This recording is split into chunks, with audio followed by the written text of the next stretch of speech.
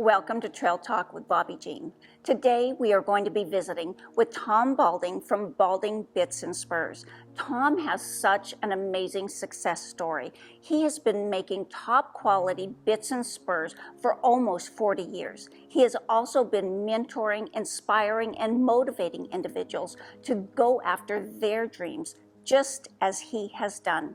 A few years ago, I got to stop by Tom's state-of-the-art shop and do an interview with him. And today, I thought we would visit with Tom, see what's been going on, see what has inspired him to make some of the top quality bits and spurs for almost 40 years. What are some of the difficult things that he's went through, some of the famous people he's made items for, and what he wants to be remembered for. We are here in Sheridan, Wyoming at Tom Balding's Bits and Spurs, and we are going to be visiting with Tom today. Tom, thank you so much for taking your time out to visit with us. Tell us a little bit about your Bits and Spurs. When did you get started? I was born and raised in Southern California and started welding when I was 15 years old. And by the time I was 23, I had my own welding business and welded just about everything you can imagine. And literally one day a lady knocked on my door and she said, "I heard you can weld anything, can you fix my broken bit?" And literally the next day I drove into town and had business cards printed, and that was about 32 years ago. That was your message, wasn't it? That was the path you were supposed to go on. Yeah. And we are actually in the back room of his workshop, getting to know a little bit more about bits. So this is kind of like Bit 101. How long would it take to make a bit like this? Well, if you were to start with nothing from start to finish, you could spend several days making a bit like this. Making If one you're- bit. We literally make thousands of different combinations. Everything's measured within just a few thousandths of an inch to make sure it fits. Thanks so much for joining us today, Tom. What has been going on with your business this last few years? So the business, like I said, just really went through the roof, and now we're close to 8 or 9 months behind. I have six full-time employees. 2 of them have been there 20 years, and Sam, we celebrated his 30th anniversary a while back. The other 3 are, I think 10, 15 years. We do have one new young man, and he's been there a year, and we're just so happy with the work that he's doing, and I don't know what I'd do if I lost any one of my employees. You have been in the business for almost 40 years.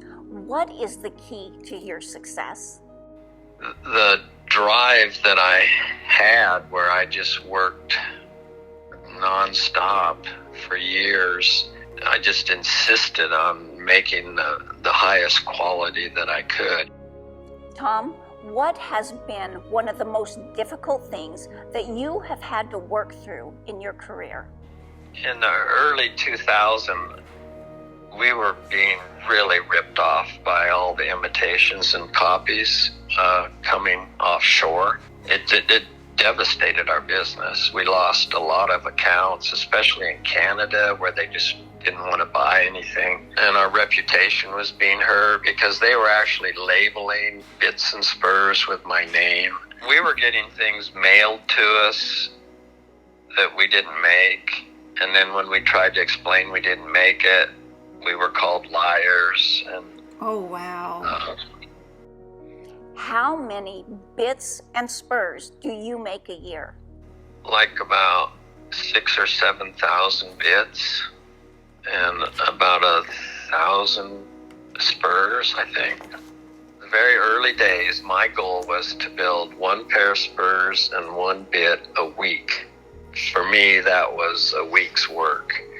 And then over the time, I got faster and more efficient, and I had more tooling. I was able to afford more equipment. Instead of hand cutting, I had a power saw. Okay, so who is one of the most famous people that you have ever made something for? Oh, gosh. Of course, a couple of years after I started my business, Harrison Ford called me And he was trying to select a bit, and at the time I didn't even have a catalog, so I think I tried to describe the bits to him, and then finally I said, well, let me send you some pictures. What's your name and address? And he said it was Harrison Ford, and that was kind of a thrilling moment for me back then. Oh, that is exciting. When Harrison Ford purchased something from you, did you end up saving the check or making a copy of the check or framing it somewhere? That was probably pretty exciting at the time, wasn't it? Well, I wish I had, but I didn't. He did send me an autographed picture that's pretty special. And then the Western movie actor, Ben Johnson, he actually had a guest house or a summer home that he lived in near Sheridan.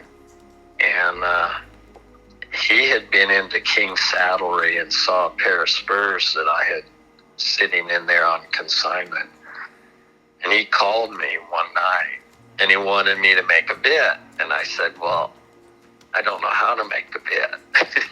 And he said, well, I saw your Spurs. If you can build Spurs like that, you can make a bid. And he had this old bid that was really special to him.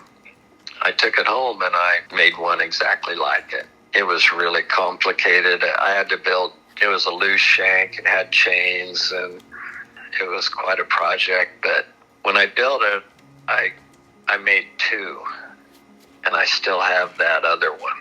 Oh, how fun. What do you hope to be remembered for? Oh, real high quality bits and spurs. I mean, being known for qualities, that's a pretty big deal.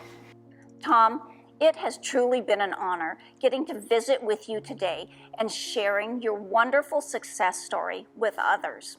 I told you guys that this was going to be an incredible story about a talented gentleman who is kind, hardworking, humble, and willing to share his knowledge with others. If you guys would like to find out more about Tom Balding, go to tombalding.com.